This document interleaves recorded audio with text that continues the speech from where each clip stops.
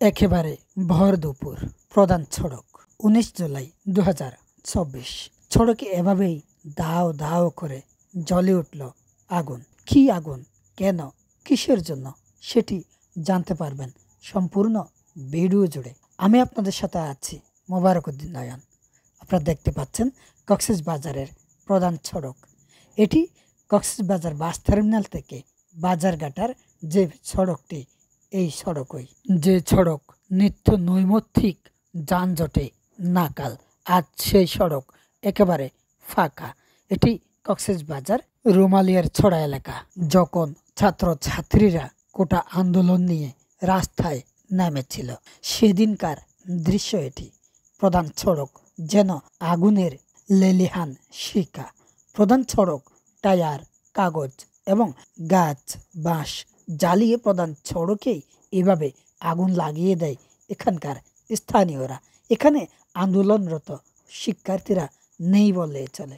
তারাও আন্দোলনরত শিক্ষার্থীদের পক্ষে হয়ে রাস্তাঘাট দখল করতে ব্যস্ত হয়ে পড়েছে।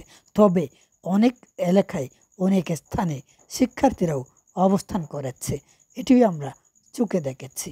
বিভিন্ন তথ্যসূত্রে জানা গেছে শিক্ষার্থীদের সঙ্গে হাত মিলিয়েছে রাজনৈতিক বিভিন্ন সংগঠন। তারাও এই রাস্তা দখল করার জন্য মাঠে নেমেছিল।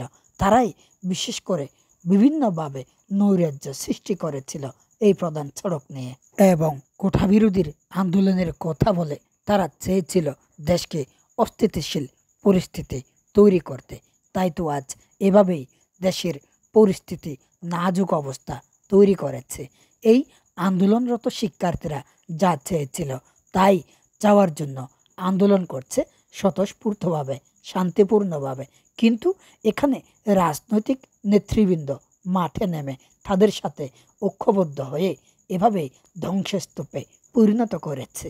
স্বাধীন সার্বভৌমত্ব দেশ এভাবে অস্থিতিশীল না করে শান্তিপূর্ণ আলোচনায় সমাপ্ত ঘটা যায় সকলের ঐক্যবদ্ধ প্রচেষ্টায়। কিন্তু সেটি না হয়ে গেল বিপরীত।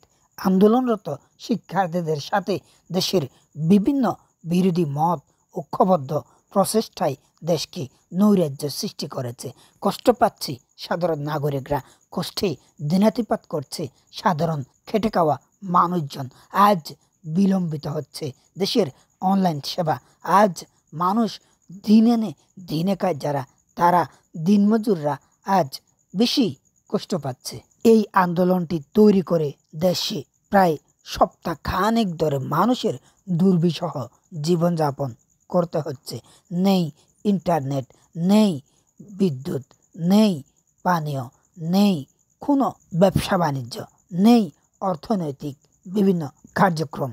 তাহলে কিভাবে উন্নয়নশীল দেশ আজ আমরা চোখে দেখতে পারবো? বাংলাদেশ এখন স্মার্ট বাংলাদেশের রূপ পেয়েছে, কিন্তু ডিজিটাল মিটার যেন আমাদের সাথে ডিজিটাল বাটপারি শুরু করেছে। তো যাই হোক, সব মিলিয়ে আপনাদের সাথে সংযুক্ত হয়েছে কক্সবাজারের প্রধান সড়কে। এই প্রধান সড়কটি যেভাবে অত্যাচারিত হয়েছে এই কোটা আন্দোলনের ইস্যু নিয়ে, তা আমি বলে ভাষায় বোঝাতে পারবো না।